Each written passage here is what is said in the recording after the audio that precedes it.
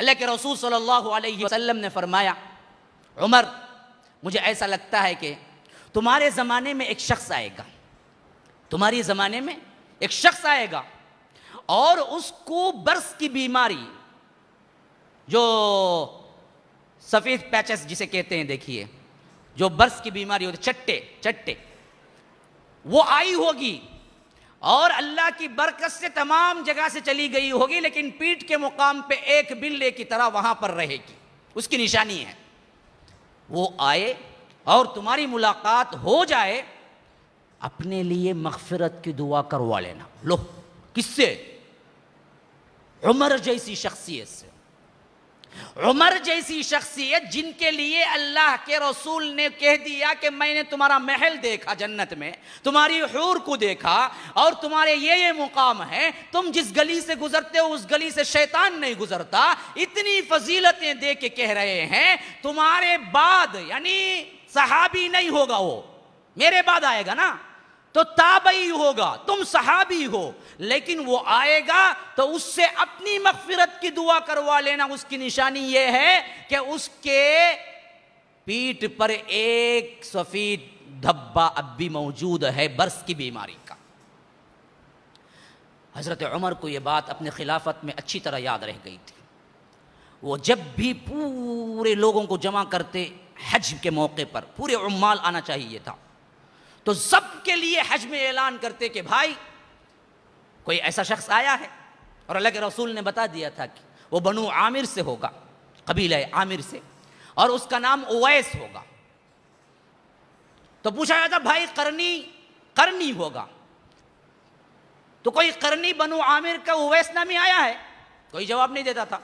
ایک زمانہ ایک مرتبہ ایسا ہوا کہ معلوم ہوا کہ ایک قرنی ہے، لیکن وہ کہیں دور گیا ہوا ہے بکریاں چرانے کے لیے۔ تو حضرت عمر نے دوڑ لگائی اور ساتھ میں حضرت علی کو بھی ساتھ میں لے لیا اور کہا کہ چلو جی جائیں گے دیکھیں گے۔ تو وہاں پر وہ نماز پڑھتے ہوئے مل گئے۔ انہوں نے پوچھا کہ تم قرنی ہو؟ کہا کہ ہاں۔ بنو عامر سے ہو؟ کہا کیا؟ تمہارا نام اویس ہے؟ کہا کہ عبداللہ۔ انہوں نے کہا میں اللہ کا بندہ ہوں۔ انہوں نے کہا کہ اللہ کا بندہ ہی ہے، تیری ماں نے کیا رکھا تیرا نام؟ کہا کہ اویس۔ تو پھر وہ کیوں نہیں کہتا؟ اب ان کو بھی معلوم نہیں تھا یہ کون ہے سامنے۔ اس کے بعد کہا کہ دیکھ میں امیر المومنین عمر ہوں۔ تو وہ اٹھ کے کھڑے ہو گئے، کیونکہ اس ٹائم وہ پوسٹر تو نہیں لگتے تھے نا کہ کون منسٹر ہے کون پرائم منسٹر ہے، فوٹو تو نہیں تھی، تو وہ جانتے نہیں تھے عمر کون ہے۔ تو اس کے بعد کیا ہے، بڑے ادب سے پیش آئے، کہا کہ امیر المومنین آپ آنے کی کیا ضرورت تھی، میں خود پہنچ جاتا۔ کہا کہ دیکھو اللہ کے رسول نے ہمیں بتایا تھا بنو عامر کا ایک قرنی شخص جس کے پیٹھ پر ایک سفید دھبا ہے برس کا، تم نے کبھی برس کی بیماری تھی؟ کہا کہ ہاں تھی۔ چلی گئی ایک دھبا ہے، تو بتاؤ ہٹاؤ چادر، میں دیکھنا چاہتا ہوں۔ چادر ہٹائی، پیچھے ایک دھبا تھا۔ کہا کہ پورے نشانیاں پورے ہو گئے۔ تو کہا کہ ہاتھ اٹھاؤ۔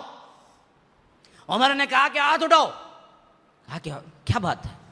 میری مغفرت کی دعا کرو۔ وہ رونے لگے۔ کہا کہ امیر المومنین میں کہاں آپ کہاں، آپ صحابی میں تابعی، اور آپ کہہ رہے ہیں کہ میں دعا کروں آپ کے لیے۔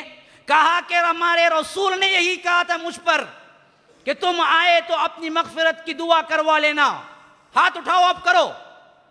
میں نے کہا کہ کر دیتا ہوں جی، آپ کا حکم ہے، میں کیا کر سکتا ہوں، میں کر دے۔ حضرت علی ساتھ میں، تو انہوں نے کہا کہ میرے لیے بھی کر دینا بھائی ساتھ میں۔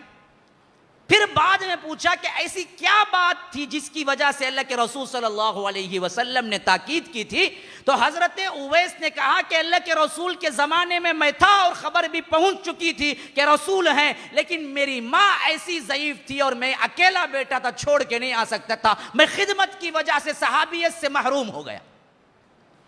ماں کی خدمت کی وجہ سے صحابیت سے محروم ہو گیا، لیکن یہ اشارہ جو اللہ کے رسول کہہ رہے ہیں کہ تم ہی اپنی مغفرت کی دعا کروا لینا، یہ بات بتاتی ہے کہ ماں کی خدمت قبول ہو گئی۔ اللہ کے رسول غائبانہ کہہ کے چلے گئے اویس آئے گا جو ماں کی خدمت کی وجہ سے میری صحابیت سے محروم ہو گیا۔ صحابی تم ہو، لیکن تم بھی دعا کروا کے یہ بات پیغام امت مسلمہ کے آخری کونے تک پہنچا دینا کہ ماں کی خدمت کا کوئی جواب نہیں ہو سکتا۔ اب سنو، نوٹ کر لو اس بات کو، ہزاروں نہیں لاکھوں اویس مل جائیں،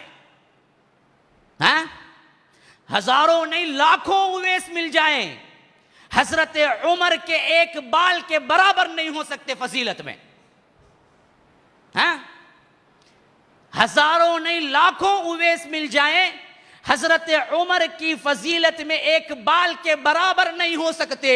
اللہ کے رسول نے پھر بھی اویس سے دعا کروانا کیوں کہا؟ اس وجہ سے کہا کہ یہ پیغام دنیا تک پہنچ جائے کہ ماں کی خدمت کرنے سے اللہ کے دربار میں اللہ کا بندہ اتنا اونچا ہو جاتا ہے کہ وہ ہاتھ اٹھاتا ہے تو وہ ہاتھ کو کبھی نامراد نہیں لوٹاتا،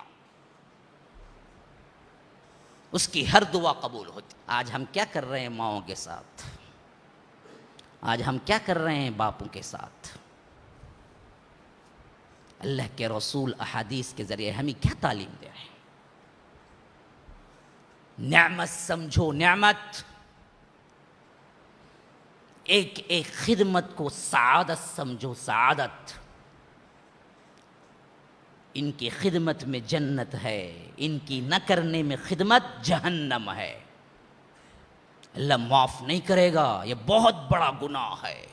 والدین کے حقوق کی نافرمانی، والدین کی خدمت کی نافرمانی، یہ معمولی گناہ نہیں ہے، یہ بہت بڑا گناہ ہے مسلمانوں.